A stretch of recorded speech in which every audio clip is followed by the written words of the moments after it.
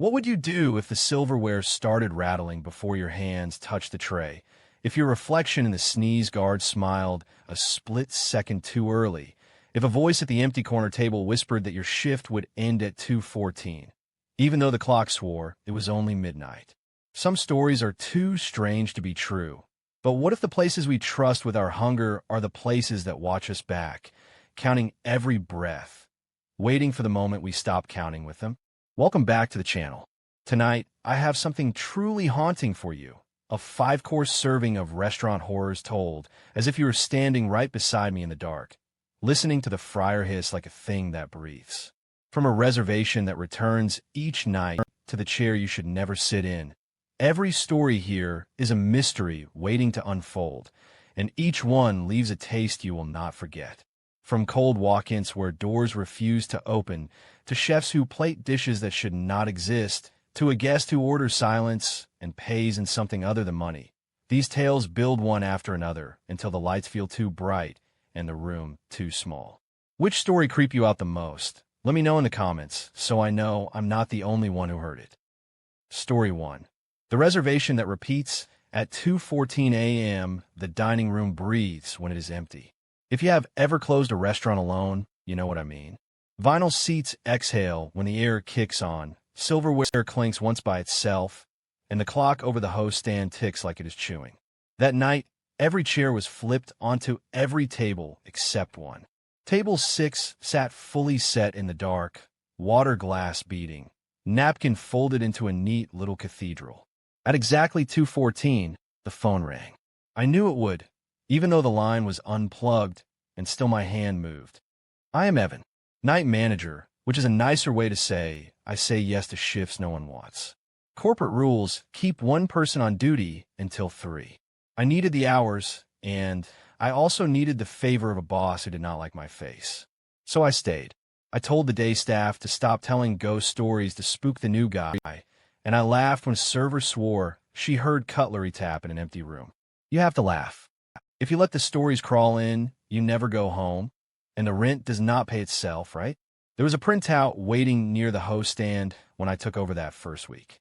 It fell out of the little thermal printer we use for reservations, even though we close at midnight. It was not the usual typed roll. It was ink, handwriting, like someone had fed a note through a machine that does not accept notes. The time read 2:14.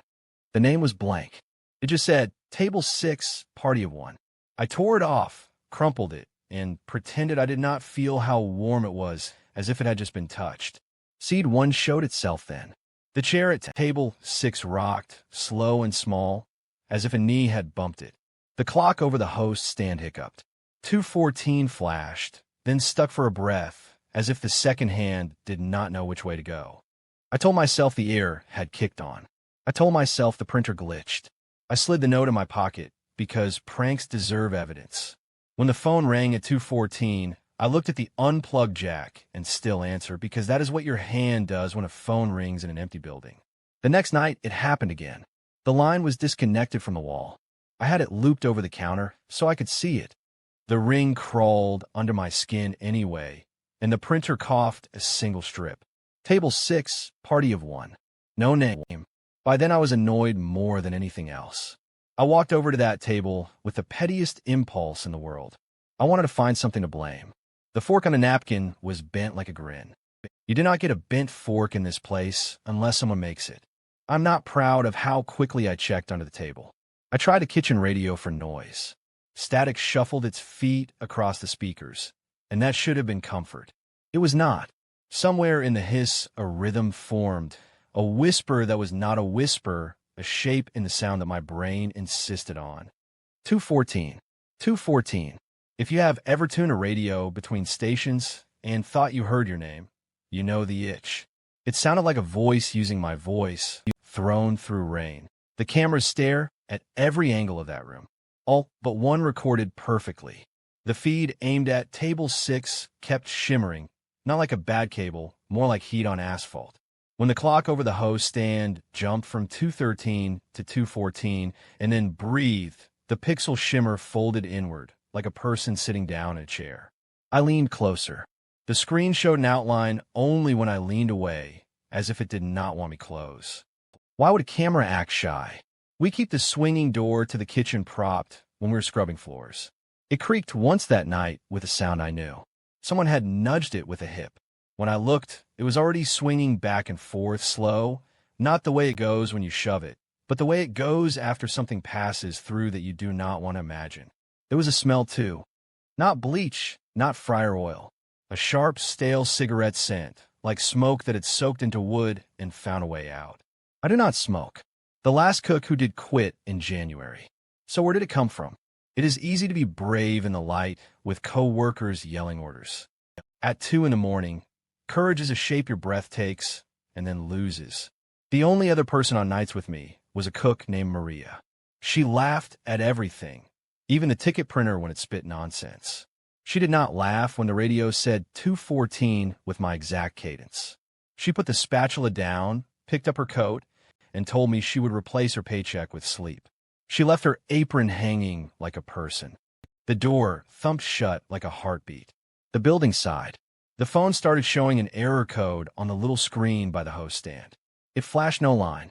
The alarm system began a loop where it armed and disarmed itself like a coin flipping in the air. I called tech support on my cell, and they offered to open a ticket in the morning. I thought about closing early and risking a write-up. I needed the job more than I needed to be right. Sometimes your reputation is all you can spend for a while. I stayed. I listened to the clock, tried to choose a number like a child picking a lie. If you're wondering why I did not turn all the lights on, I did. Brightness did not help. It made the camera's ripple look worse. It made the chair's small movements cast long shadows. The phone did not ring that night. The printer did. A strip slid out so slow it must have hurt the machine. Table 6, party of 1. The handwriting had changed. It was tighter, fewer curves. The letters leaned to the right like they were walking. I kept that one too. When I compared the strips in the back office, a thought tried to climb up through me, and I pushed it down. The story we told ourselves about the building had a center. No one had worked here long enough to remember the old diners that used to occupy this corner, but everyone had a cousin who knew someone. The version I got came from the dishwasher, Arthur, who speaks only when silence misbehaves. He told me a manager died here in the 90s. He said it happened at 2:14 in the morning, and he said that man was found at table 6, cigarettes still burning. It fit the smell. It fit the time. It fit the kind of fear that likes to wear a suit that almost matches. I believed Arthur for one long hallway between the office and the break room. Then the part of me that gnaws went looking. The office computer coughed up archived news if you were patient. There had been a fire in 1997. Yes. A small one. Grease and event. Put out quick. Insurance headache. The manager's name was Mason Hale. The coroner recorded time of death at 2:14. Location of death, however, was the parking lot. Smoke inhalation on the sidewalk while waiting for paramedics. The article mentioned he had quit smoking 3 months prior for his kid. I stared at the line until it blurred. So whose ghost had I borrowed? That detail should have helped. It did not. It took away the only hook I had. If the story was not about Mason at table 6, then the story was about a table that wanted story. That is worse. A place that chooses a person and finds their shape. I realize how that sounds. If you have ever spoken to a building at night and felt it settle closer, you know. I decided to end it. The next evening I set table 6 myself at 1:50. Water glass, napkin, fork, and knife aligned like a reflection. I did not tell anyone. I locked the front doors so Wright could not interrupt. This was my mistake, which is another way to say my choice. Recognizing a pattern is also a kind of prayer. I stood at the host stand and watched the clock. 2:10, 2:11. The radio stayed off, but I could hear the ghost of it in my head, the way you hear a song an hour after it ends. The printer slept. The chair at table 6, the one that had rocked itself a whisper at a time, settled. It did not move, not even when I stepped closer. I placed a reservation card on the table. The blank space where the name goes waited like a mouth. At 2:13, the air felt colder, not the air conditioning kind, but the hallway or tunnel kind, like something rearranged space between objects. The smell came back strong. Old tobacco, sharp, acidic on the back of my tongue. I reached for the card to write something, and my hand froze halfway, because the letters were already there. I do not know how long I had been holding the pen. I do not remember picking one up. The name on the card was mine. Evan. I could tell by the way that he leaned right. It was not perfect. It was exactly like my hand on a bad day. The clock flipped to 2:14 and stopped. Not a stutter. A stop. The red second hand hovered and then began moving backward like it had remembered a debt. The light over table 6 flickered until the bulb held a steady low hum. A shape sat across from the water glass. At first it was like heat over a grill. Then it picked up edges. Shoulders. A head that tilted 1 degree toward me. I wish I could say I ran. I did not. I stepped forward like a server who knows he is late. The chair rocked once, tiny and settled, and my knee twinged in sympathy. I said hello. It said hello back in my voice. There is a difference between a recording and a mirror. A recording is not interested. A mirror listens. The sound came from where a mouth would be. It came from inside my skull. The printer near the host stand woke and began spitting paper in frantic breaths. I did not look away from the shape. It felt like giving it permission. I kept my eyes on my own outline, while my other hand reached behind without looking. The strip of paper that found my fingers was warm. Table 6, party of 1. Name, Evan. You know the feeling when a thought you have refused to have finally stands in the doorway and clears its throat. I remembered the handwriting from the first night, the way the letters leaned, the curve on the V mine, all of mine. The camera that rippled when I leaned too close did not like me, because it was me. The chair that always finished a small rock at the precise minute my knee bounced like it does when I am counting down minutes. The smell that came in 3 times, always after I closed the office where I kept a lighter for when the pilot died. My lighter. My pocket. My smell. I think the building needed me to agree. I think the rule was that I had to recognize the guest. The room shifted like a ferry turning. The clock fought to go backward faster. The shape across from me breathed in when I breathed out like we were sharing. I took the reservation card with my name and set it on the lip of the water glass. The pen in my hand scratched on the strip by itself. I watched a line appear where there was no hand. The thermal roll recorded the stroke without heat. The radio, silent and off, said 2:14 in my exact tone, gentle as a lullaby. There was a trick of perspective when I stepped around the table. The shape stayed facing me no matter where I went, like a portrait with eyes that follow. I tried to walk to the door, but the space between me and the exit stretched by a breath with each step. Not much. Enough to keep me always 2 steps away. The front glass showed a reflection that moved before I did, and there is a special kind of wrong in watching your head turn and then feeling the muscles follow. The chair behind me creaked like it had made up its mind. I made mine too. I pulled the chair out and sat down across from myself. I do not recommend it. It feels like admitting an answer you cannot live with. The shape brightened along its edges. My own face took longer to arrive, as if the building was tracing me in pencil before committing to ink. The printer stopped, and the silence was thick, the kind you can rest your hands on. Somewhere in the back, a drip hit a pan in slow, perfect intervals. The second hand on the clock chased itself in reverse and left a smear of time where it had been. The water glass pinched light into a knife. I asked why. It smiled with my mouth. My voice came back with a sentence I had not planned. You seat the last guest. That is your job. I want another answer. I wanted a reason with doors. My fingers found the folded slips in my pocket from earlier nights. I had crumpled one and smoothed it without remembering. I set them all on the table and saw the truth laid down like receipts. The ink was fresh on all of them. When I rubbed my thumb across the word Evan, it smudged. You cannot smudge what was not just written. I had been the one feeding the machine a note it did not accept. The clock leaped. Instead of backward in seconds, it slid like a hand across minutes and returned to 2:14. The ceiling bulb dimmed and stabilized. The shape across from me leaned in, not to threaten, but to listen. It wanted to hear confirmation, like a host confirming a name. It wanted me to say I was the reservation. If you're thinking you would never speak, I believed that too, until I felt how heavy silence can get when the room expects your line. I said my name. The word made the chair under me stop its tiny rocking, as if a question had finished becoming an answer. Everything after that was quiet. Not peaceful. Absolute. The kind of quiet where your heartbeat sounds like the kitchen timer left in a drawer. I remember standing up and failing. My legs did not listen. They stayed folded like napkins. I remember the smell of tobacco sharpening and then thinning as if some part of it left through a door I could not see. The camera light on the wall blinked like a tired eye. In the office, the red dot on the alarm control held steady. The printer hummed in a low, contented way once, then stopped. The clock at 2:14 kept breathing in. Morning found the restaurant clean. That is how they tell it. When the opener arrived, there were no chairs down, no pans unwashed, no signs of struggle or mess. They called my phone. It went to voicemail. The district manager reviewed the security footage and called corporate about a glitch. They saw me on one camera, sitting at table 6. The other feeds showed an empty room.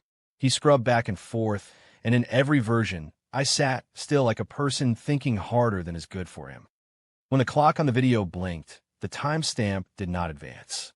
It blinked backward and settled again, polite as a nod. They asked about the reservation slips. The morning host said the printer was empty. Then he opened the cash drawer and found the strips stacked under the spare pens. The top one still held heat like a handprint. Table 6, party of 1.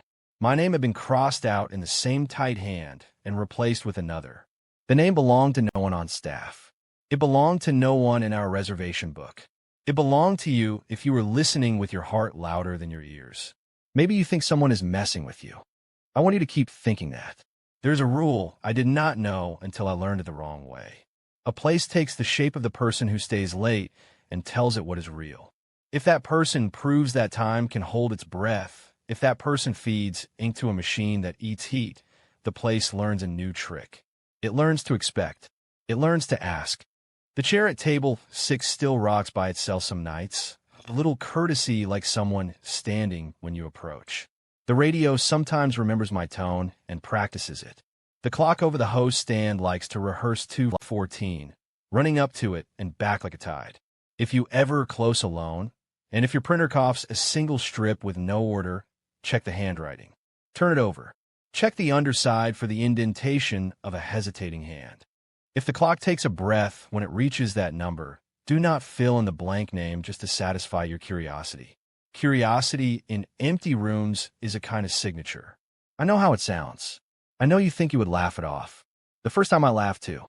Then I sat down where my reflection had already moved, and for a long moment we were both right, and then only one of us was. Now, it is always 2:14 at that table for me. Time behaves everywhere else, or so I am told. If you come by and the server tells you that table is unavailable, believe them. If you see a glass already beaded with water in a room that is not opened yet, do not blame the opener. Walk away. Let that chair rock until it calms. Let the radio practice a different name. There are so many names the machine can learn. If your phone rings from a line that is disconnected, do not answer out of habit. Habits are invitations. Invitations matter. This story will not prove itself. It never tries. It simply repeats until someone nods. If you do not believe me, tear a thin strip of paper and write nothing on it. Feed it into any slot that was not built for paper, and tell yourself that you're only testing a myth.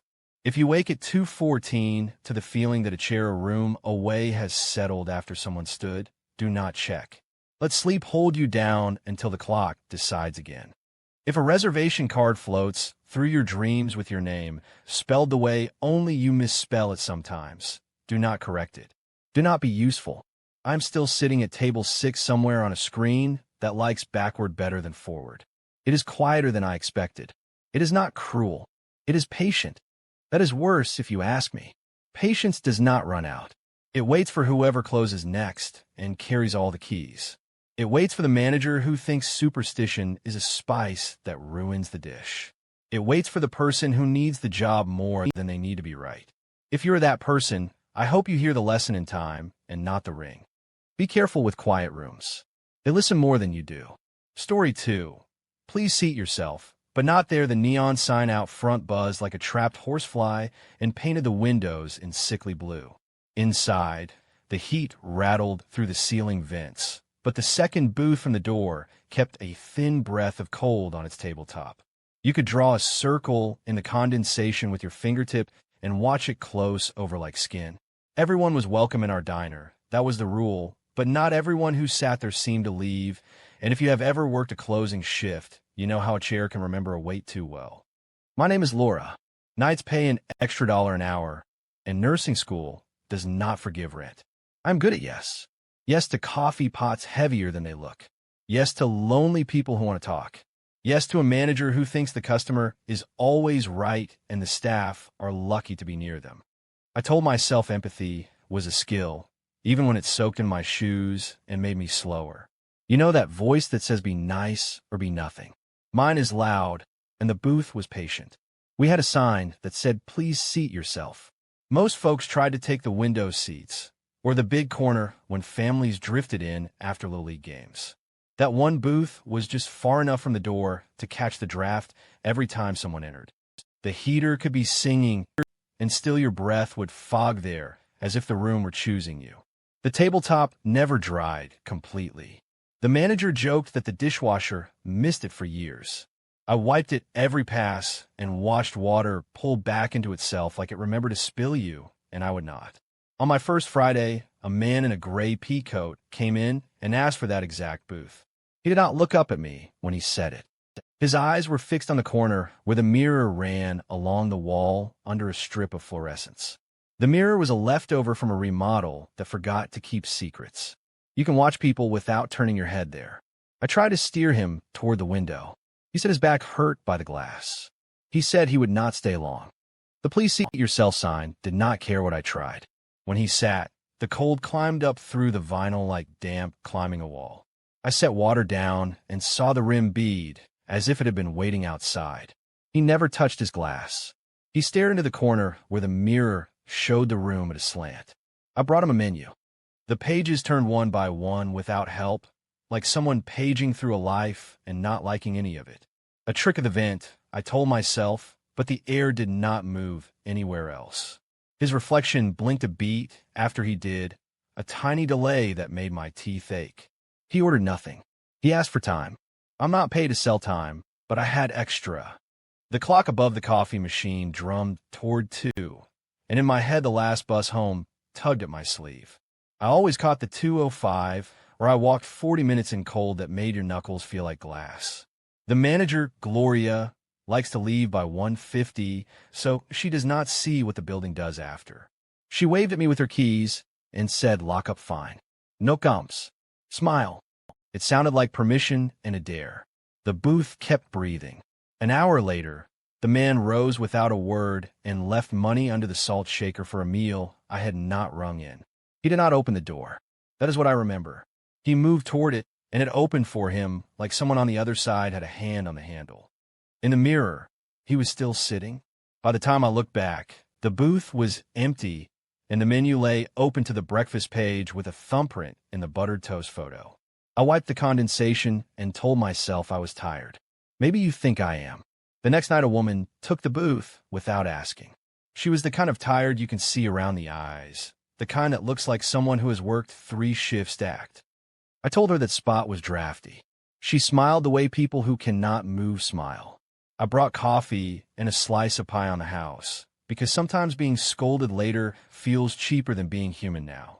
She ate 2 bites and went still.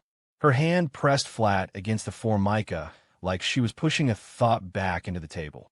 I said, are you okay? And she stood up as if the floor tilted. She left mid-meal with her purse still on the seat. I chased her with it, calling ma'am into cold air that made my throat feel thin. She looked at me like I was a story she did not recognize and took the bag like it weighed more than her. I came back in and found writing on the menu. It was not hers. The handwriting was tidy and old-fashioned and spelled my name wrong with a W. Laura.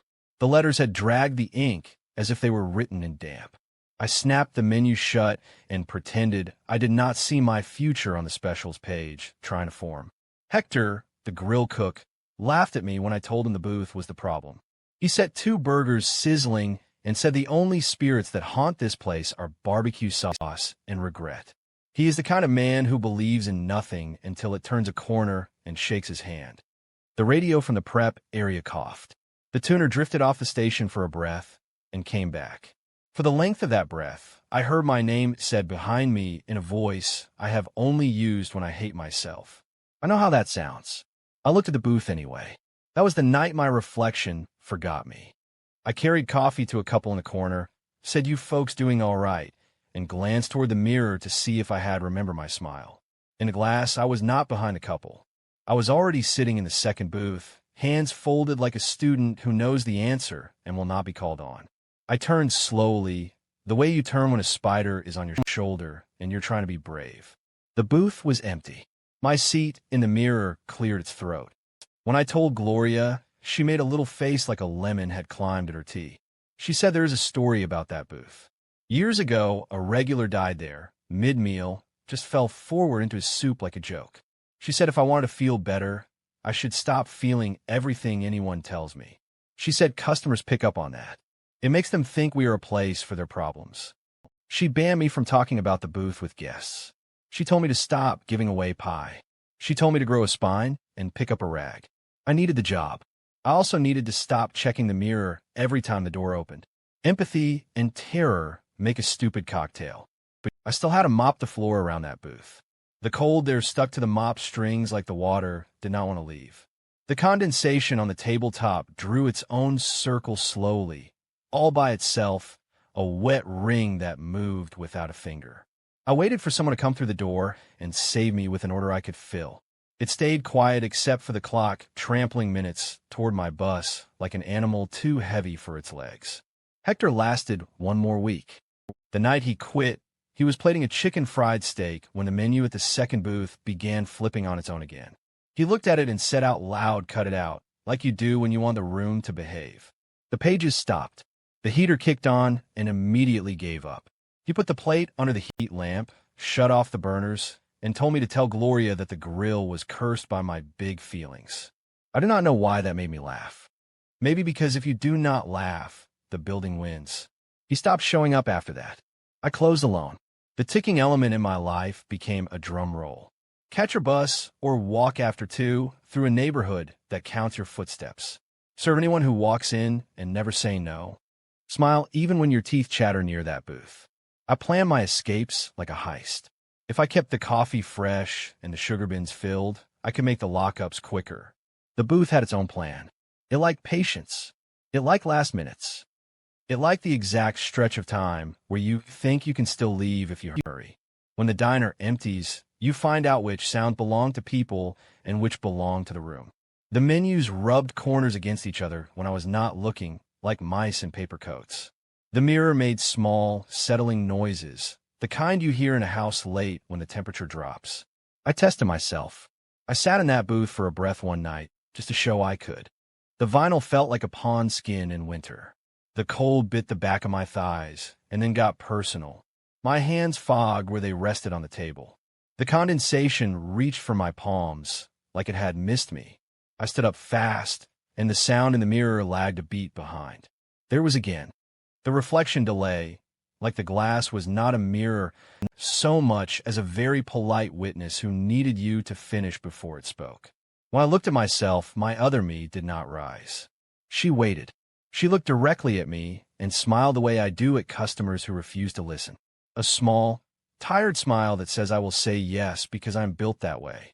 It is a bad feeling to be looked at like that by yourself, and I do not recommend it. I needed answers. That is dangerous. Answers can get between you and a life. Arthur, the old dishwasher, told me the booth belonged to a man named Mr. Deal who came every Thursday until he did not. He said the ambulance took him away with a napkin still tucked under his chin. He said the napkin was folded back at the end of the night because the waitress did not have the heart to throw it away. He said the place keeps its shape because kindness is weight. I nearly believed him because that would be a story I could hold. I pulled the newspaper archives up on my phone in the back, hiding by the dry goods. The article about Mr. Deal was there. He had collapsed in the parking lot while arguing with a meter maid. He never made it back inside. Autopsy said heart. No drama. No soup bowl. The picture showed his hat on the curb, like someone had put it there for later. The booth did not belong to him. The booth belonged to anyone who needed it enough to sit in the cold for company. That is worse. That means the seat is not haunted by a person. It is haunted by a feeling that never checks out. That thought sat with me through a dead Tuesday. The sign kept inviting. Please seat yourself. Not unkind, empty of malice. Dangerous because of that. The more I tried to steer people away, the more they wanted it. You know how we are. Tell us not there, and we hear yes. The heater rattled and gave up a sigh. The neon outside fluttered. The minute hands started climbing toward 2. I checked the bus times and then shut my phone. I made a decision that had no rewind. I pulled my apron straight and walked to the booth like a nurse to a patient who will not be saved. I put my menu down. I put my hands on the table. The condensation rose to meet my palms and held them like a friend who is too cold.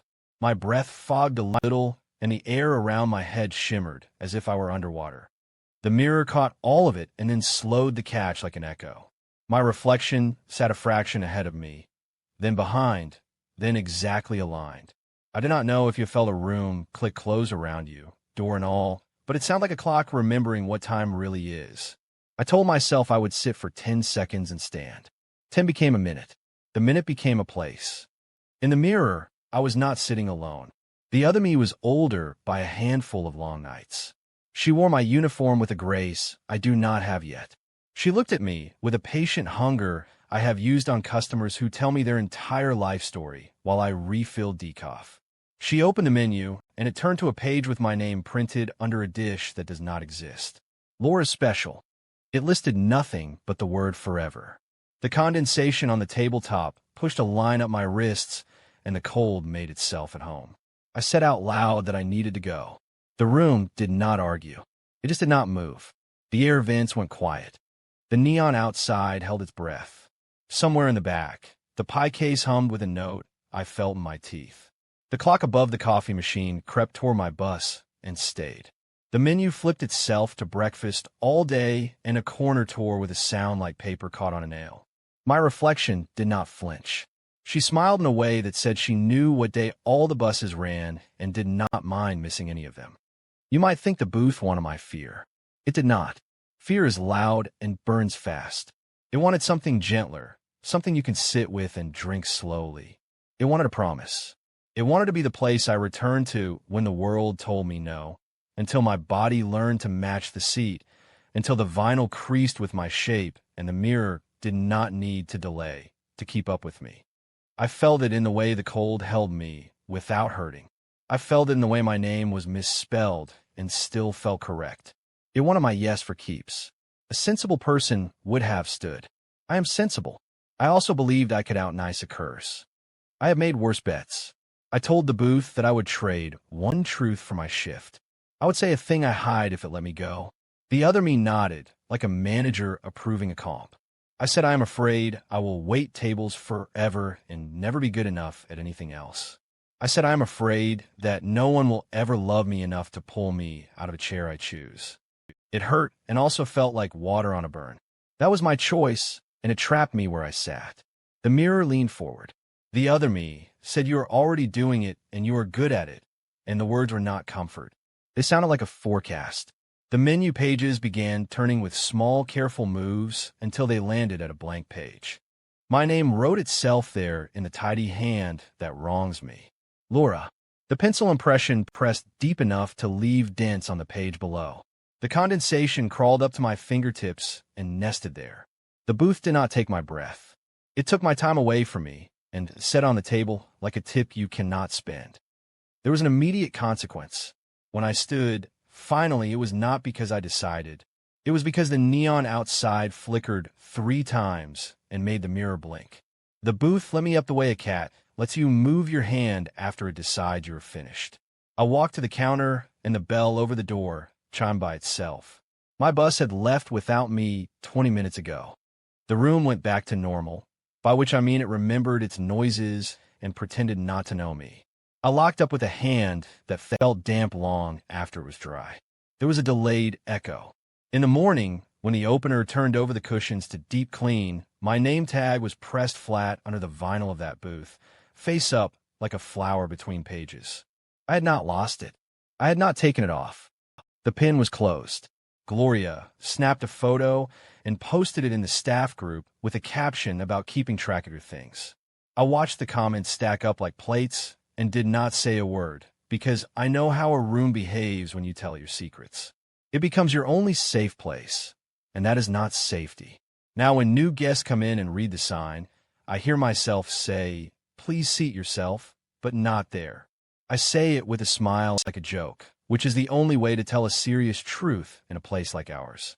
Some listen, some do not. The stubborn ones feel the cold and pretend it is the air. The hungry ones find the condensation and draw circles in it.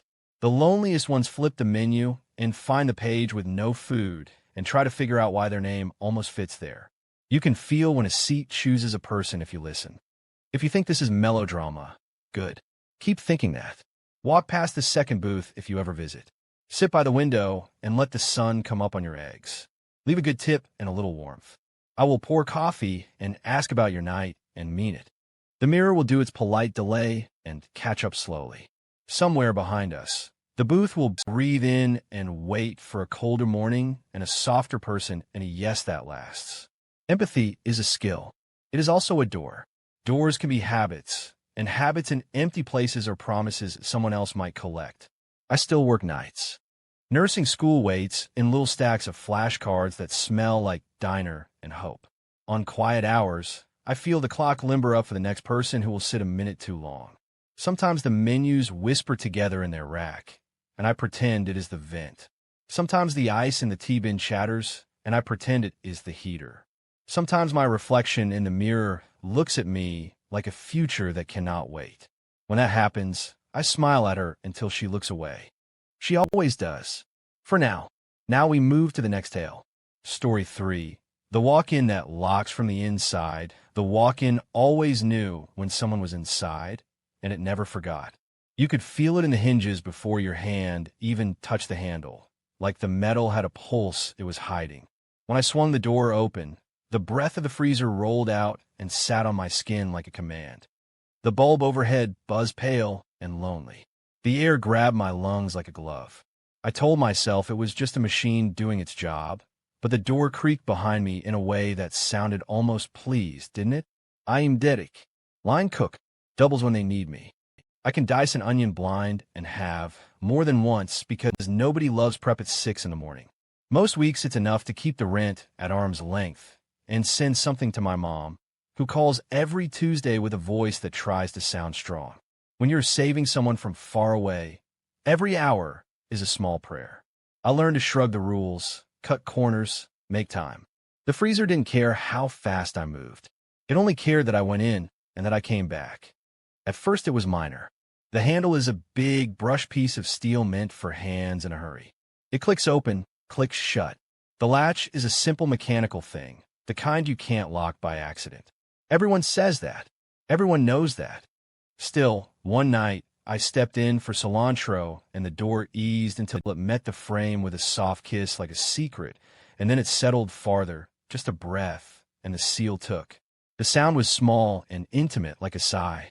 I laughed out loud in there because that is what you do when you are alone and a little afraid. Something else bothered me more than the door. Frost grew on the boxes like handwriting. At first, it was random crystals, delicate white feathers that the light made glow. Then the lines began to arrange themselves. An 8 appeared on a case of chicken thighs. A 7 on pork shoulders. Someone was messing with me, I thought, until I wiped a finger across an 8 and my skin squeaked, and the frost drew itself back into the exact shape it had been. Have you ever seen ice remember itself like that? As if it had practiced, waiting for your doubt? We keep a little window in the door to peek through. It fogs if you stand too close, so I try not to. That night, I went in for limes and saw it. A handprint on the inside of the glass, fingers splayed, palm clear, a smear across the heel like someone slid slowly while the cold bit down. I pressed my own hand up against it, glove on like a kid, and the outline matched. Not just size. The ring finger bends a touch at the last knuckle from when I caught it on a sheet pan last winter. The frost traced that bend like it had been waiting. Why would it fit me so well? You would think I told the manager right away. I didn't. Russ is the kind of man who calls everything a training opportunity and everyone a family until the register comes up short. I told Hector on grill instead, and he said it was the pipes. He said if you listen hard enough to a room full of motors and compressors. It will whisper any word back to you. Later, when I was restocking dairy, the sound found a rhythm in the hum. Not a word at first, just a drip. Drip, drip. There should be no water in there, not at that temperature, not like a faucet counting. I lifted my head and the drip got louder like I had made happy. The first time the walk-in scared somebody else, it wasn't me. Liza, a server who hates long sleeves because she runs warm even in January, slipped in for extra ranch. The door kissed shut behind her. I was at the prep table, not 3 steps away. The latch didn't engage. It shouldn't have. Still, you could hear the seal find itself with a soft rubber pop, and then a squeal like something settling its teeth. Liza banged once, laughed, banged again, and then her laugh broke into a sound I didn't know she could make. I yanked the door and it gave. She stumbled out huffing steam, cheeks white, fingertips mottled and weirdly waxy. It had been under a minute.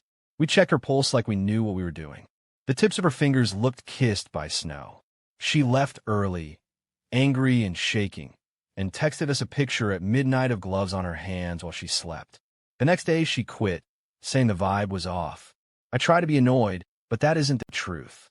The truth is I was jealous she got to walk away while I punched in and promised myself it had been a glitch. Glitches don't rearrange labels into numbers that climb down. They did, though. The next night, the 8 and the 7 became a 6 on beef, a 5 on deli tubs, a 4 on cases of fries, each number neat as if an invisible finger had drawn it with care. I took a picture because my brain wanted to be wrong in a way that could be justified later. Russ saw me and decided I must be the reason the door acts strange. He wrote me up for leaving it ajar last week and warned me that if the walk-in temp drifted below code again, the product loss would be on me. It's funny how fear can make you responsible for a machine's mood, isn't it? That night, when the dining room finally coughed its last couple out into the dark and the dishwasher song died, the kitchen belonged to the walk-in. The clock over the expo line stuttered and stuck on 3:33 like it had found a mirror it liked. My breath made smoke ghosts that puffed and hovered and then got pulled toward the freezer door, as if a seal made a tiny hunger in the air. I told myself I'd stock quick and head home. Mom's voice from Tuesday ran laps in my head. She needs a new medication. She needs the copay. She needs her boy to keep doing doubles whether he sleeps or not. Inside, the drip had migrated. It wasn't water. It couldn't be. The ceiling coils shed condensation, sometimes when someone had left the door open, but this sound was wrong. It had weight. It had aim. Drip on cardboard. Drip on plastic.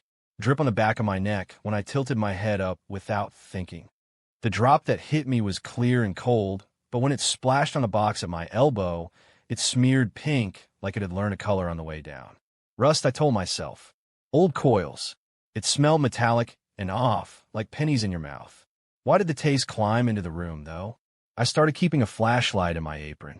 Not because the bulb overhead flickered. To be honest, it almost never did.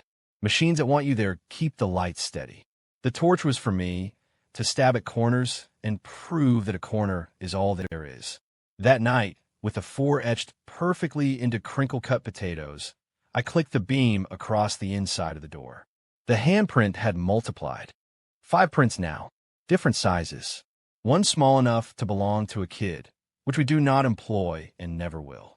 The frost made the hands look like they were trying to become part of the glass, while not quite figuring out how. I asked the older prep cook, Mina, about the freezer. She has been in this industry since long before I stopped burning garlic. She has a memory like a recipe card that's been recopied 100 times. She said there was a storm in 2004, power out, staff scarcer than decaf. A kid nobody knew well got stuck in a walk-in for an hour and a half, but not hours. The story traveled from kitchen to kitchen and grew. She said he froze to death, faced to the window, and sometimes you still see his breath, but then she snorted and said rumors are free, and ours wasn't even installed until 2007. I looked it up because that's who I am. The article said the kid survived and moved out of state. He became a welder. The walk-in that did it got condemned and torn out, and our company bought a refurbished unit from God knows where. The dates overlapped in a way that made me have to sit down for a second. If horror isn't in the person, Maybe it's in the shape a person leaves behind, carried along in walls like a smell you can't scrub. The thought felt like snow under my collar. It also felt practical.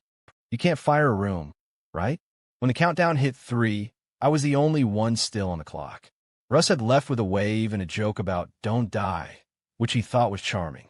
I rolled a card inside and staged everything for the morning. I told myself I'd be in and out like a thief. The door tasted the air when I opened it.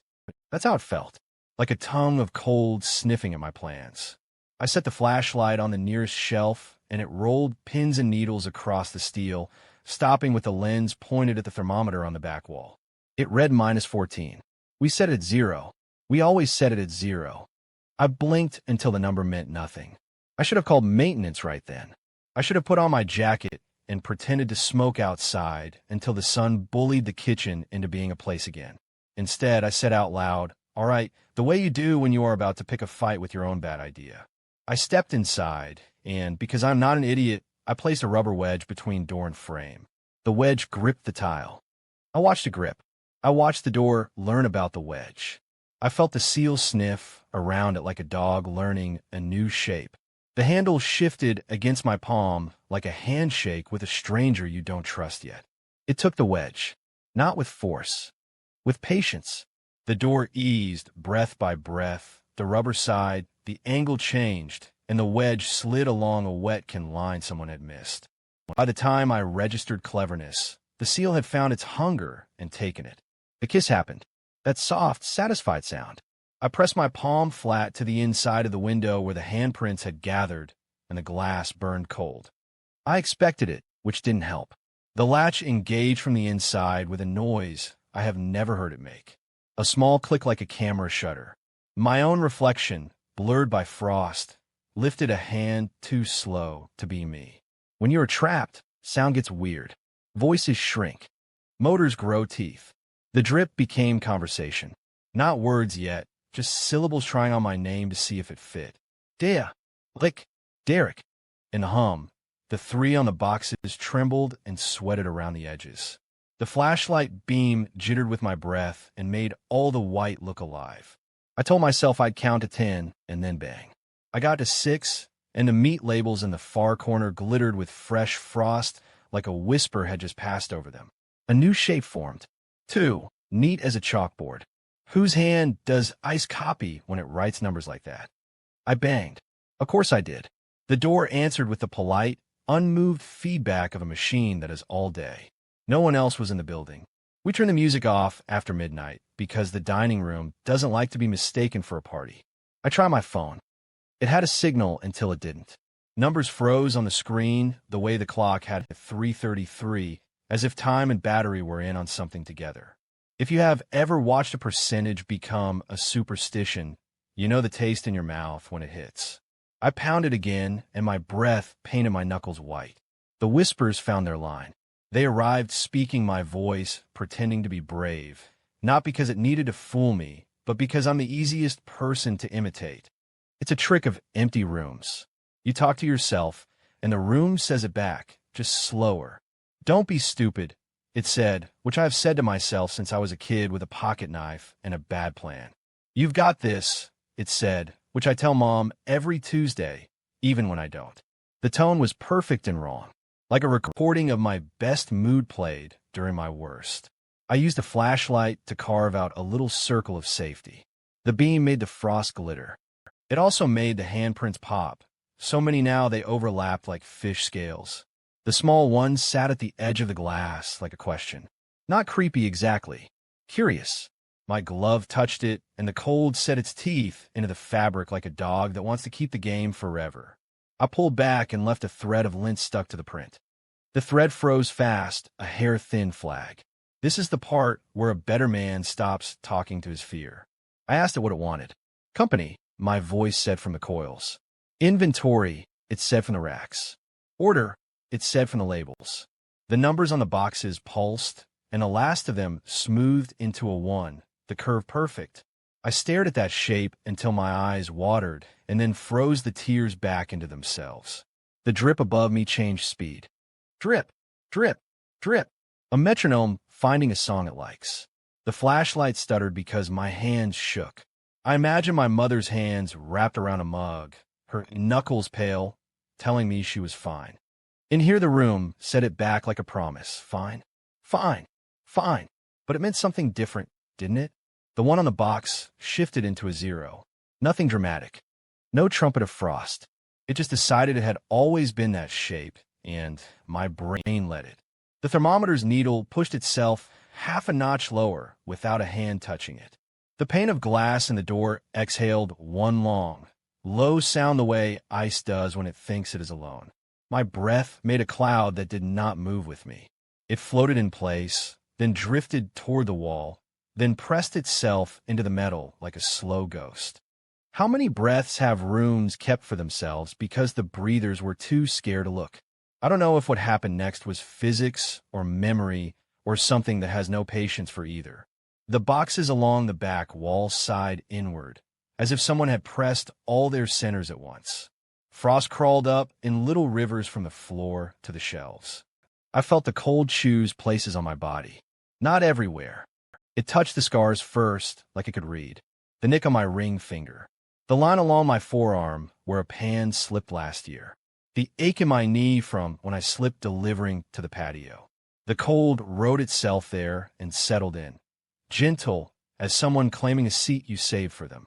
Let me out, I said to myself, because who else was there to say it to? The latch clicked once in reply, a just not now sound. The countdown had ended. The freezer had reached the part of the story where it stops asking and starts keeping. I understood something then that I wish I didn't. This wasn't about a ghost with a name. It wasn't about a kid from 2004. It was about a shape, and fear is excellent at leaving shapes. Every time someone pressed a hand to that glass and begged, the room learned a curve, a pressure, a size. It collected those tries the way grease collects flavor. Now it was fluent. I made a choice. Not brave, not smart. Final. I stepped deeper in, not to challenge it, but to meet it halfway, because sometimes that is the only way a thing lets you walk out on your own legs. I planted my feet between the milk crates and the fish, lifted the light to my face, and looked dead into the window. The frost had given up pretending to be static. It flowed like breath on skin. A hand appeared on the other side of the glass, palm to mine, and the ring finger bent the way mine does. The cold climbed through my glove and sat under my nail beds like 10 tiny crowns. The immediate consequence was small and mean. My pinky went numb and then lied to me about where it was. I dropped the flashlight. The beam cartwheeled across the shelves, found a thermometer again, and stopped. The number didn't change. The needle did. It quivered the way a deer's ear does when it catches a sound behind it. The drip above me thickened. Rust, I insisted, even though my tongue tasted pennies just because the room had decided it would taste pennies. I thought of Mom again and her Tuesday voice. I had promised her I'd be careful. I banged the door with my shoulder until the bones there hummed like tuning forks. The delayed echo took its time. When the latch finally gave a polite little click, it felt like it had made a note for later. The seal sighed and relaxed, and the door leaned away from me, as if it had thought of something fun to do and needed to go set it up. I stumbled into the kitchen, and the world felt too loud, like the air had sand in it. My gloves were heavy. When I peeled them off, the material had taken the imprint of the handprint from the window, a ghost shape pressed into the fabric forever. I warmed my fingers until they burned, and then I did what you do after a nightmare. I mopped the floor. We open on time. That is the worst part, I think. Morning pretends it knows what night did. The sun through the back door made the stainless flash honest. Russ scrolled his phone and told me maintenance would come sometime next week. He said if I make it dramatic, corporate will ask questions. He smiled when he said it, like we were both in on something harmless. I nodded because paychecks aren't impressed by hauntings. When I grabbed milk, the walk-in door swung without complaint. Inside, the handprints had softened back into a frost haze. The numbers had melted back into nothing. The thermometer sat on 0 like a good boy. I stacked boxes near the loading bay later and saw something that made the world tip in a quiet way. Our delivery cases come with paper labels glued on. When they thaw from truck cold to kitchen cold, condensation wakes first along the edges and then drinks inward. If you pass by slow, you can catch words that weren't printed there appearing like breath on glass. Names. At first, I thought it was the lot numbers bleeding. Then I read one. Liza, spelled right. Another. Hector, who had a habit of leaning in the doorway when he thought no one was watching. A third at the bottom in block letters that someone had practiced too much. Derek. My breath fogged the print and erased nothing. Russ says a label is just a label. He says the walk-in is fine. He says the temperature log proves it, and it does. The pen on the clipboard writes the right numbers every hour. That's the problem, if I'm honest. Things that want you to forgive them get very good at paperwork. If you come by the back door and knock, I will come smoke with you even though I quit, because the air outside tastes like things with endings. If you ask about the walk-in, I'll tell you the latch is sturdy and the light is bright.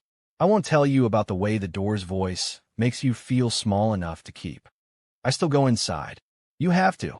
The kitchen is a body, and the freezer is its heart, beating cold and slow. Most nights, it pretends to be only that. On a few, I feel the drip remember a color, and the numbers try on new shapes. On those nights, I keep my hands at my sides and breathe shallow, and think about Tuesday calls. I think about a house that smells like my mother's shampoo. I think about spring. The glass doesn't fog. It listens. I leave with what I came for, and the seal gives me back to the room with the politeness of a doorman who knows you live here. If you've ever worked a place long enough, you know it starts to collect your shape.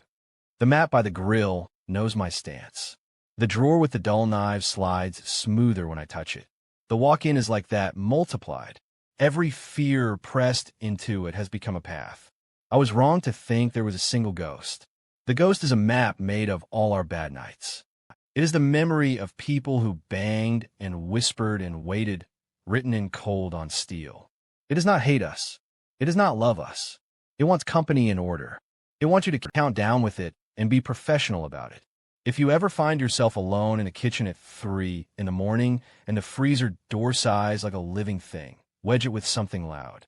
Keep a radio on, not because sound saves you, but because your voice does not need help learning this room's accent. If you look through the window and see a hand you know, don't match it. Let the glass keep its collection incomplete. If the labels on the delivery boxes bloom letters that look like names, don't rub them off. Names are not dirt. Names are a kind of receipt. You do not want to make the room believe you lost its paperwork. I wish I had a better ending for you. I wish I could say maintenance replaced the unit and the number stopped. They didn't. We got a new gasket and a lecture on moisture control. The drip became a tick for a week and then remembered what it liked. Liza texts me photos of mittens, sometimes with middle fingers up, and we laugh. I bought better gloves, and the impression of that small hand on the fabric never left. My mother says I sound tired but stronger. She says the medicine helps. She asks me to be careful. I tell her I will. The room tells me I will, too, and it means something else. They found my old gloves frozen to the inside wall last Monday morning, fused there like leaves under ice, flat and smooth, as if they had always been part of the place. I don't leave gloves in there. Russ held them up by the fingertips like a science project and made a joke I did not hear. I touched the spot they'd been, and my finger stuck for an instant, like the wall wanted to know how much of me it could keep if it asked nicely. I pulled away, and the skin tugged, and for an hour, everything I held felt a size too small. We keep working. People keep eating. The machine purrs. The door flirts. The clock sometimes likes 3:33 the way a record likes a skip, and I glance up and pretend I don't enjoy the song. On delivery days, I stack boxes and pretend not to read the way Frost writes. When the names blur, mine always clears first. If that sounds like vanity, you have never been chosen by a room. It is not flattery. It is a hand on your shoulder that weighs exactly as much as your worries. It is a promise that can wait longer than you can. If you hear this and think I'm trying to scare you out of my job, I'm not. I'm trying to teach you the shape of a door that doesn't care which side you think you're on. Be kind to the walk-in the way you're kind to a wild dog that lets you pass. Don't feed it your panic. Don't brag to it about how tough you are. Don't count out loud unless you want to hear your numbers said back when you're tired someday and forget which way the hinges swing. And if the latch ever clicks when you didn't ask it to, remember that the freezer likes good manners. Ask once, quietly, and it will remember you. It always does. Story 4. Chef Special. No substitutions the first time a blank ticket printed during a Saturday rush. I thought the printer hiccuped. The paper curled like a tiny tongue. No ink, no table number. Yet a plate slid onto the pass a minute later, steam haloing a sauce I could not place. Customers at table 12 went quiet after one bite, like they had remembered a funeral mid-chew. The ticket rail shivered with orders that made sense. And in the middle of it all the special sat, perfect and nameless, as if the kitchen had ordered it for itself. I am Maya, the Sue who keeps the train on the tracks even when the tracks wander. I have a plan. Learn everything the chef knows. Take the kitchen when he retires. Be the person the staff trusts and the critics fear. Ambition is a ladder that steals your sleep. When Chef Alder taps his knife, I match the rhythm without thinking. When he says fire 4, I fire 5 in case he changes his mind. My flaw is simple. I do not contradict the person who holds the keys, even when my gut pulls my sleeve. That Saturday, the scent from the special wrapped itself around my head. It was not garlic, not wine, not the brown butter we use to charm a plate into tasting better than it looks. It smelled like the inside of a warm room when you return after a winter walk. Familiar, but not from food. It stuck to the pass even after I wiped it twice. The dining room buzzed, forks chattered, and the ticket printer began to cough again. Blank, blank, blank. Each paper curled the same. Each plate that followed arranged by hands I did not see. Each guest who tasted falling into that hush you only hear in churches and hospitals. House treat, Chef said without looking at me, his knife tapping a lazy rhythm that felt too deliberate to be habit. Tot, tot, tot. Pause. Tot, tot. He smiled with his lips and not his eyes. Prosperity is a course you never send back. He slid a spoon through the sauce and inhaled lightly, like a man checking a memory. I wanted to ask how the dish was on the pass when every cook was buried, when I could account for every pan and still could not account for this plate. But his knife tapped again, and my questions lined up like a Beatty and Herb's. After close, I caught the smell in the alley, clinging to my jacket. I scrubbed the pass with steel wool anyway, and it stayed, faint and stubborn. I told myself some sauces just behave like that. I told myself the ticket printer needed new ink. I told myself guests go quiet when they're happy. The busser, Gabe, said a couple from table 12 left without paying and with smiles that looked more like anesthesia. He laughed and said he wished all dine and dashers looked that peaceful. I pretended that was funny, and I set an extra alarm for the morning because sleep did not want me. Sunday morning service started soft. Coffee, eggs, a few early risers who complimented the chive oil like it was a newborn. The cookbook that lives under the pass lay open even though I closed it the night before. It is a fat old thing, handwritten recipes that came with the building. The page that faced up wore fresh ink in a tidy hand. Not chefs. A list of ingredients we never stock. Bay leaf bruised 3 times. Salt that has seen smoke. Bone broth made from unbroken bones. I touched the corner, and the ink shone wet for a second. I had not written it. I could see my name in a margin anyway, as if I had. You know how a kitchen tells on itself, if you look where it hurts. The pantry had items that did not show on any invoice. A jar with no label near the cumin. A bag of dried something that smelled like warm coins. The inventory spreadsheet showed zeros where my hands found plenty. I checked with Gabe. He shrugged and said Chef had been getting deliveries late and alone, which he liked because Chef tipped him in cash. When I asked from whom, he said a guy with a white van and no company logo. He said the van did not idle, which is not how vans behave. Lunch rush turned mean. Walk-ins who wanted their salmon yesterday. A 5-top of influencers who filmed each other more than the food. Chef moved like water while my mind tried to stick to the job. Then the printer coughed, another blank. The plate that arrived looked like a memory. Mashed potatoes smooth as a dream. A dark glaze tracking the rim in a ring like a planet. A piece of meat with a grain that did not match any animal I bought. I looked at my line cooks. All hands were busy plating dishes with names and prices. No one owned this plate. It owned itself. Sent it to 17, Chef said, the knife's rhythm a heartbeat. Tot, tot, tot. Pause. On me. He was not looking at me, and somehow he was. He was looking in the reflective steel of the hood, where my face sits like a thought I have not had yet. I sent it because that is what you do when you want to keep your job and your place in a Kitchen's family story. The couple at 17 ate like they were starving and then stared at each other with the same far look as the night before. When they left, the woman forgot her coat. When she returned for it, she did not seem to remember she had ever been cold. I told myself I needed evidence that did not look like paranoia. I stayed late. Staff meal grew quiet when Chef set his portion aside and kept working with the knife tap that now felt like a metronome for a song I could almost hear. I found a cookbook open again past midnight. A page half filled in my handwriting, the precise tilt of my letters, my flourishes on the M. I did not write it. The recipe portion under my name was incomplete. Finish with salt from the dining room. Finish with heat from the ticket rail. Finish with the last thing the guest says before they swallow. My hands prickled like a cat walking over my grave. Monday lunch, a woman refused the special with a small, firm shake of her head. I had not sent it yet. The plate was still steaming on the pass without a ticket, as if it had heard her from the kitchen and wanted to argue. Chef's knife paused for the first time all week. He glanced at me and said, "Still gentle, send it anyway." I sent it. The woman moved her fork toward it, then away, like a magnet and a stubborn coin. She stood, swayed, and sat without her body making up its mind. She said something to her partner. He nodded like he had been waiting to hear it. They left without touching the plate. The dish stayed warm for too long. When I lifted the edge with a spoon, the sauce clung like breath. The smell was stronger now. It was not in the air alone. It was behind my eyes, like a color you cannot name.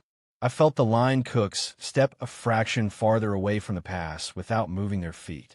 One by one, they began to ask for nights off. One called in and never called back. Another took his knives home in a roll that looked like a body. Chef said, "This always happens around excellence."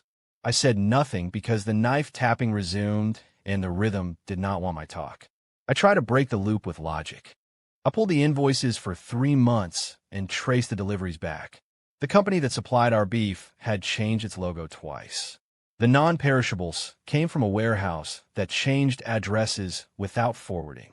The fish was consistent. The specials were not. Every time we made more money in tips, the specials surged. Every time they surged, staff left. I Googled owners. 3 before Chef. All celebrated in small papers. All praised for a dish that reviewers could not name. All vanished within a year of a big write-up. The last paragraph of one article said, simply, he left behind a single recipe. When I confronted Chef, I was ready for a story. He gave one, and it sounded like a family recipe until it didn't. He said his mentor taught him the special. He said it was always handed down from chef to chef, like an oath. He said kitchens thrive when the special is honored and starve when it is denied. He said prosperity is not a sin, and a little mystery is the salt that keeps the world interesting. His smile was soft as yeast. He tapped the knife in the same pattern, and the room seemed to rock a degree toward him, like boats do when a larger boat passes. "Try it," he said. He pushed the plate toward me with 2 fingers. Have you ever been watched by 100 things with no eyes? The burners, the hood, the racks that hold pans like trophies. The blank ticket that slid out exactly then and rested against my wrist. My name was on that curl of paper in tidy block letters.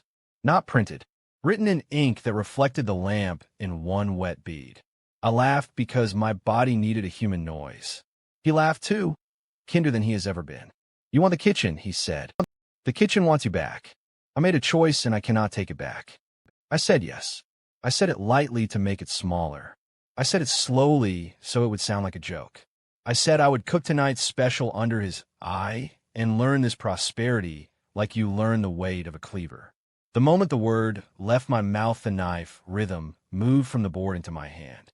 My fingers tapped without permission on the stainless, the same tat-tat-tat, pause, tat-tat, as if the kitchen had passed a code through the steel into my bones. Chef nodded.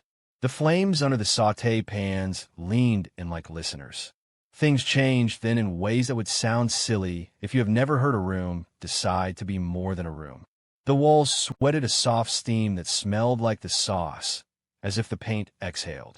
The hood fans slowed to a breath the way a sleeping animal breathes. The floor under my shoes seemed to grow a little give, as if it remembered all the feet that had worked it and wanted to be kind.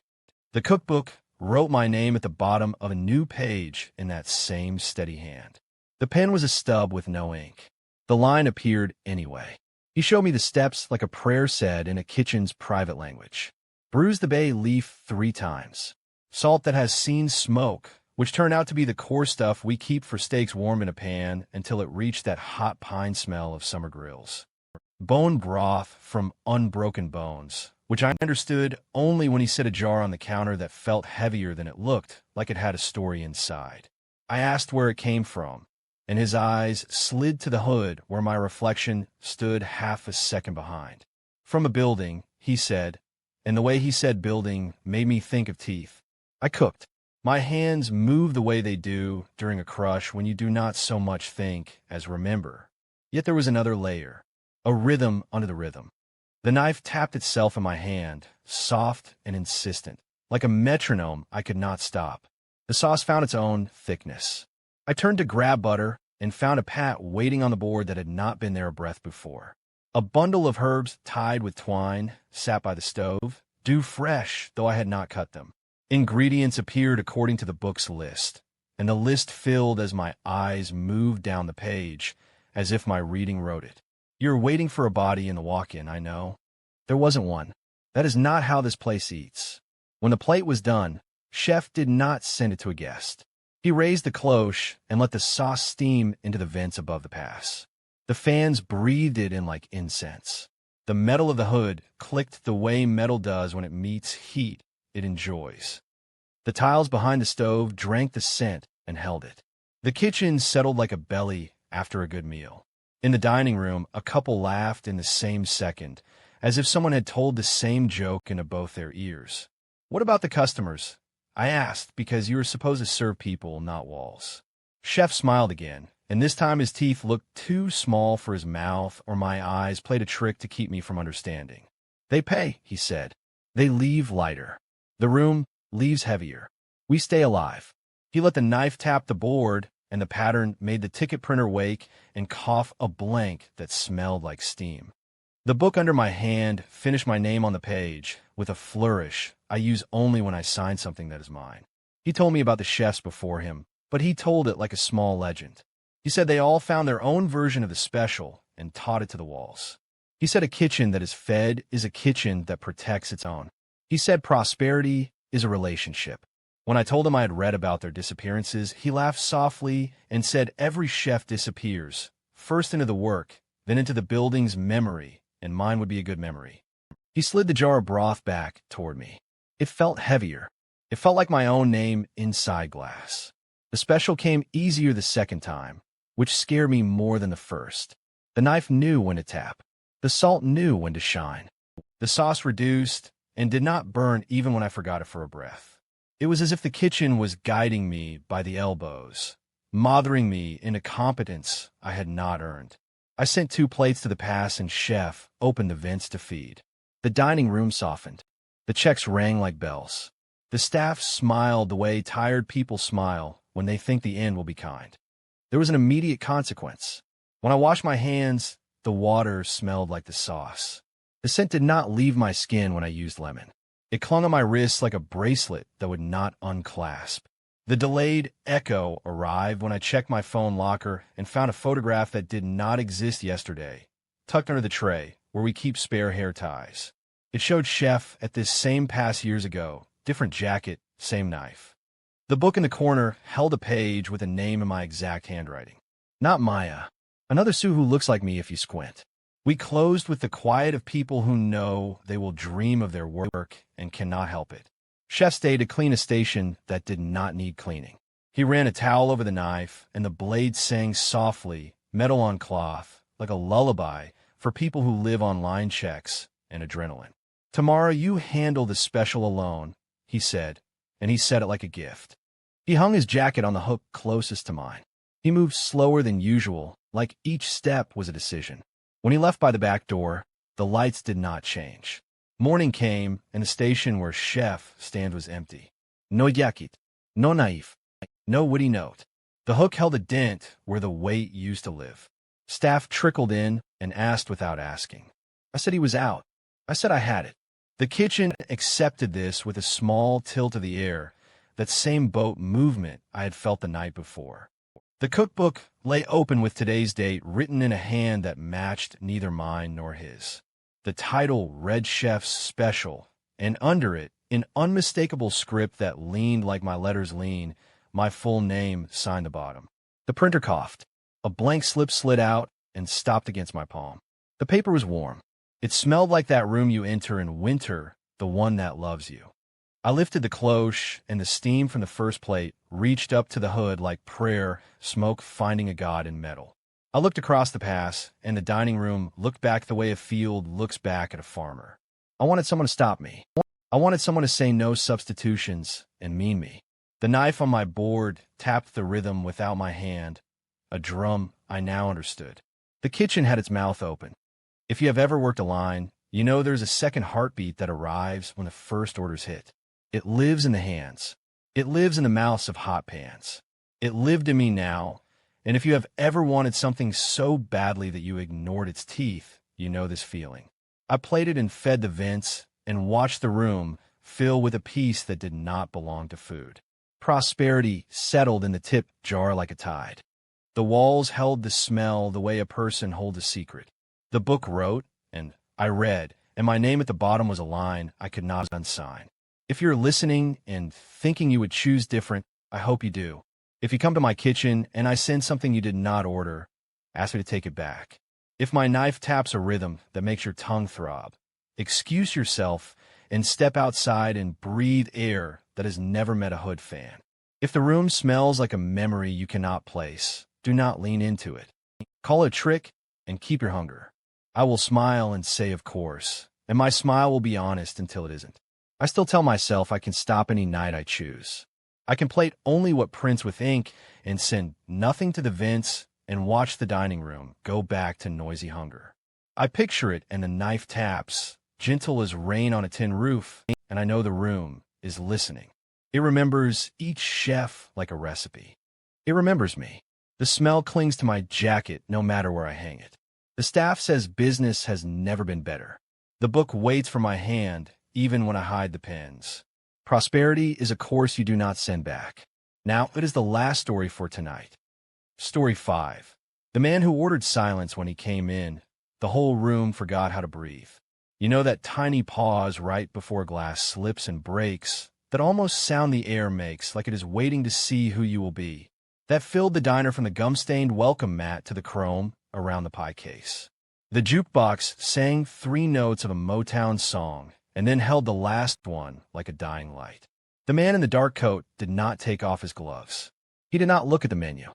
He sat in the corner booth beneath the vent that rattled in winter and said one word. Silence.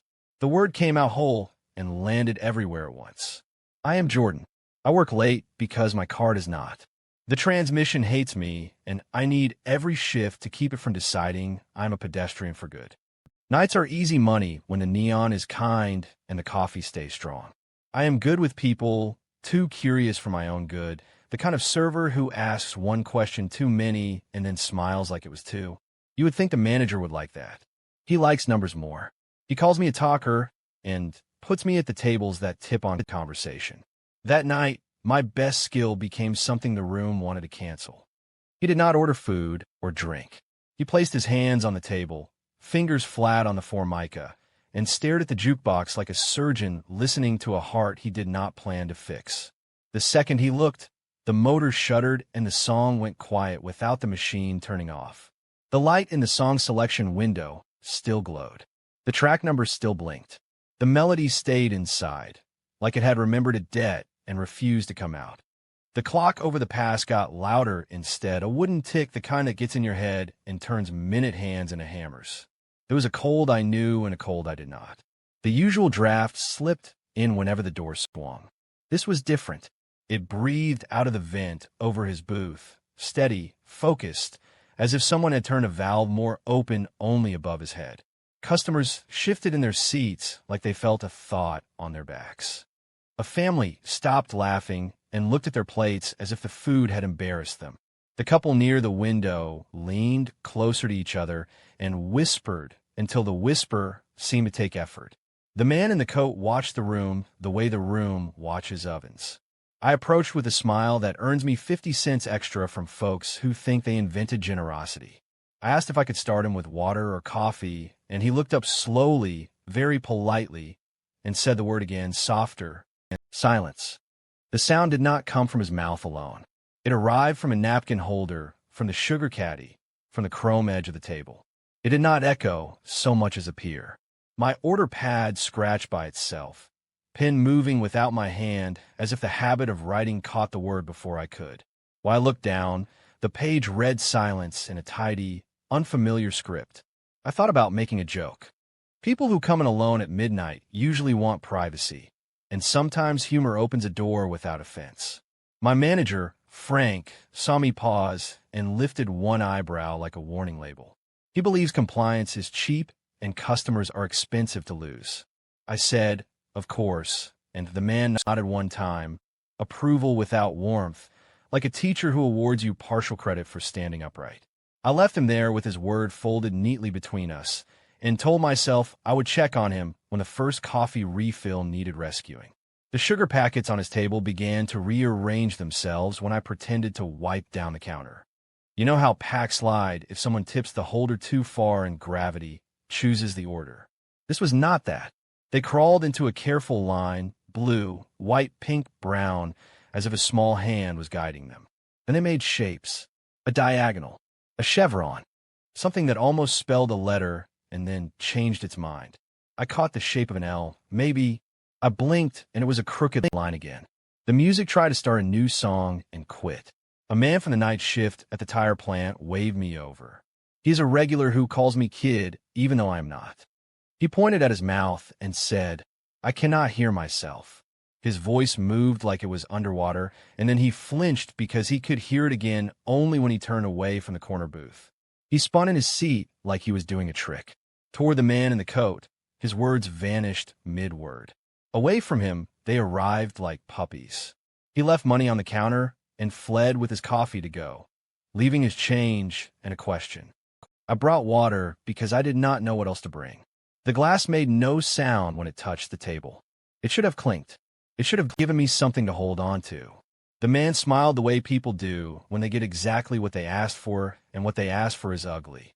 In the corner of the order pad scribbled again. I did not look fast enough to catch the pen moving, but new letters grew on the paper like frost writing on glass. Silence, silence, silence.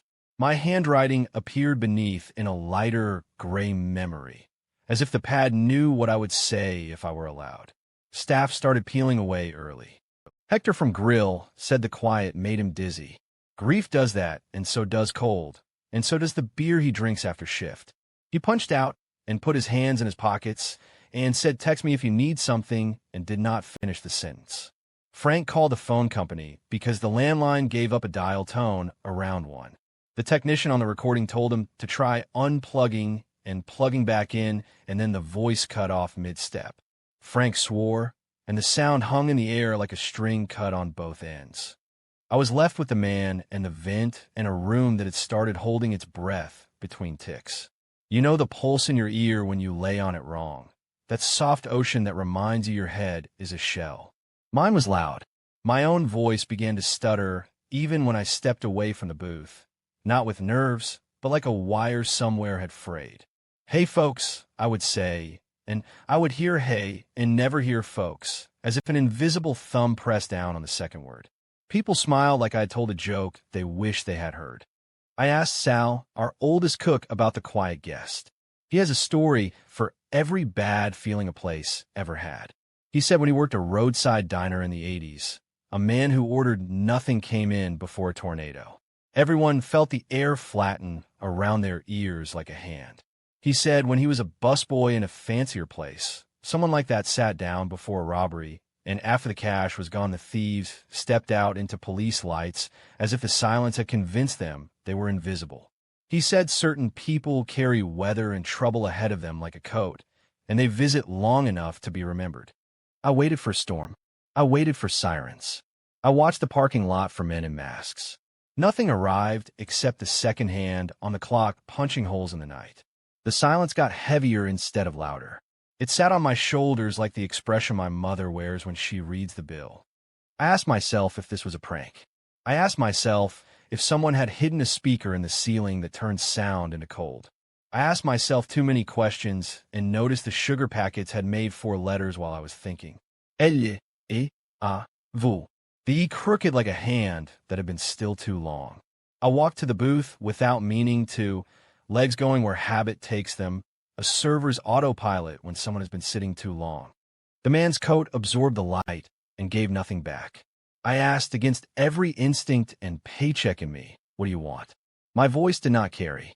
I felt it leave my throat and go nowhere, as if it had stepped into deep carpet. For a second I heard it inside my head and not in the air. The man set his hands neatly on the table. He spoke like a priest might after a prayer. A place set for me, and quiet to eat it in. The clock above the pass clicked into the time I was not supposed to be there.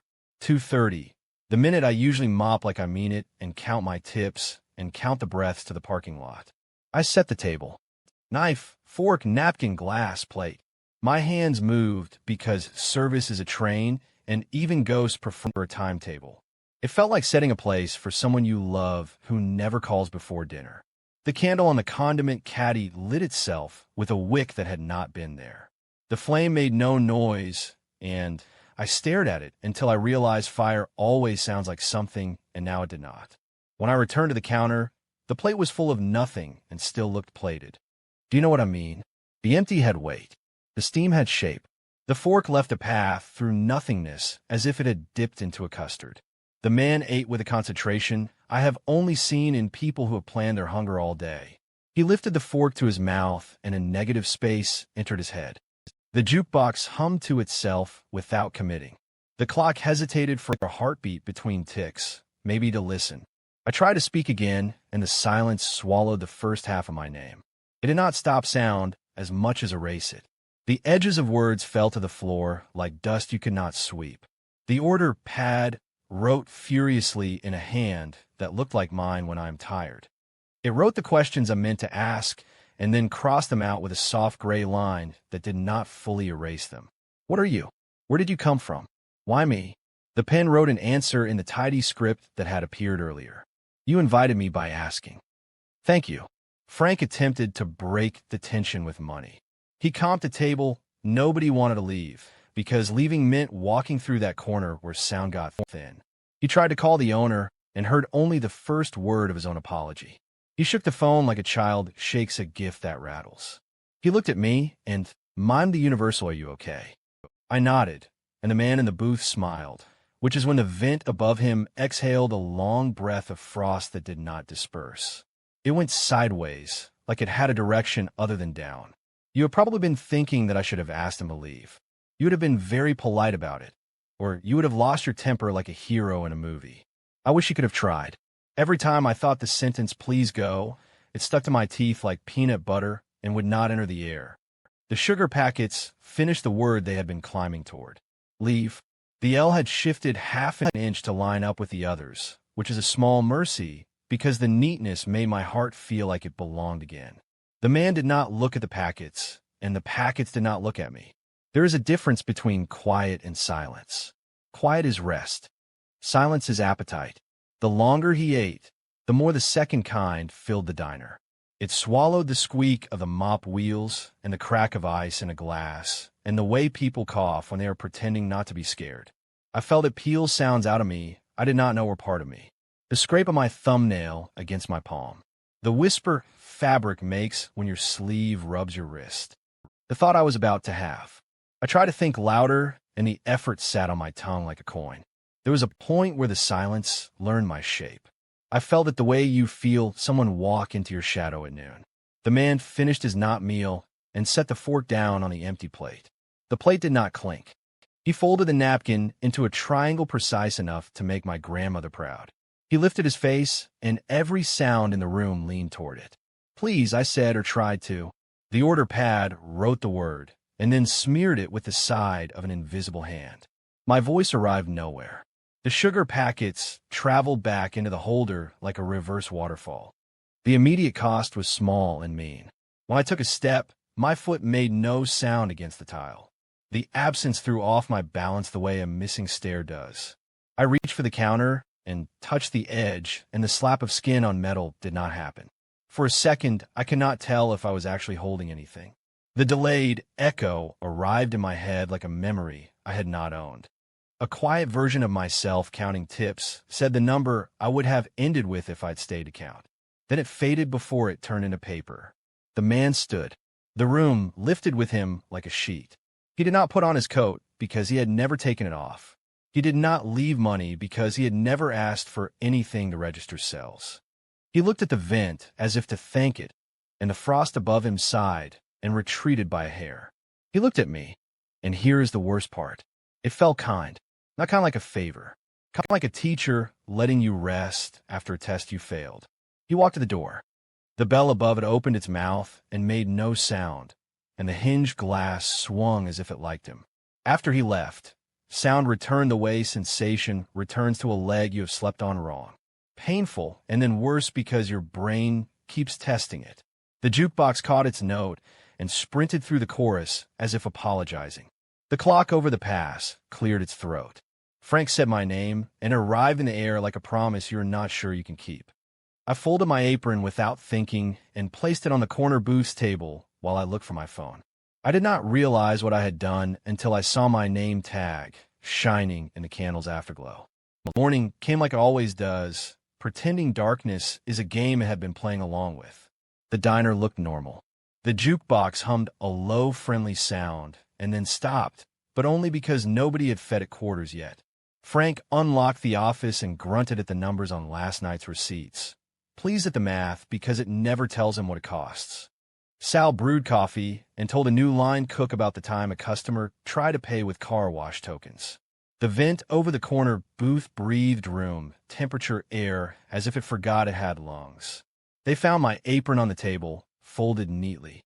They looked for me in the bathroom and out back and under the idea that I might have quit. The phone began to work and called my number and reached a voicemail where my voice sounded like a joke I had told long ago, and my name at the end cut out in the same place it had cut out last night. The order pad on my station turned a page by itself at 2:30 in the afternoon and wrote silence with no one touching it. Frank tore the sheet free and threw it in the trash, and it wrote the word again. You are wondering what happened to me. I am here, talking to you from the spaces between your sounds.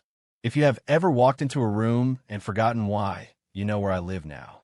If you have ever let a question die on your tongue because the moment did not want it, you have felt my hand on your shoulder. The diner is fine. People eat and pay and tell stories over pancakes. The corner booth is almost always empty until someone needs to sit there and does not know why. The vent still gets cold when the world is too loud. The sugar packets rest until they are letters again. If you ever visit and a man in a coat sits beneath the vent and asks for the thing you think you have, leave him alone. Let the jukebox sing over him if it can. Let the clock pound its heart in the open where hearts belong. Do not set a place you cannot unset. Do not let the room convince you that the polite thing is the right thing. If you cannot hear your own voice at the edge of his table, step back. Some appetites do not care what you call them as long as you bring them yourself. We never say his name at work. Frank insists naming a problem makes it grow, and I know he is wrong, and I also know this is one of those times when being wrong keeps you alive. At 2:30 each night, whether the diner is full or empty, the order pad writes the same word softly, and whoever is holding it feels their fingers go numb for the length of one tick. The bell above the door misfires sometimes and makes a shape of sound without sound. The candle in the holder refuses to catch, except when someone who loves quiet too much sits near it and stares. If you're hearing any of this more inside your head than in the air, it is because I am practicing with you. That is the only favor I have to offer from where I am. I can make a silence small if you let me.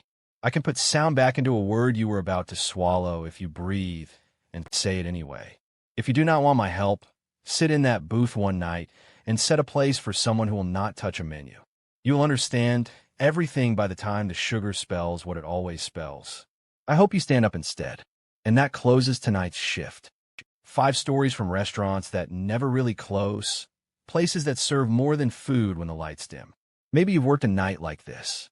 Maybe you've sat in a booth that felt colder than it should, or walked past a freezer door that closed a little too quietly.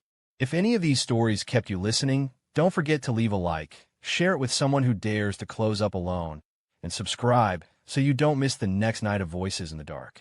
Tell me in the comments, which of these tales would make you walk out mid-shift, and which one would tempt you to stay? Until next time, keep the lights on, keep the doors locked, and whatever you do, don't answer the phone at 2:14 a.m.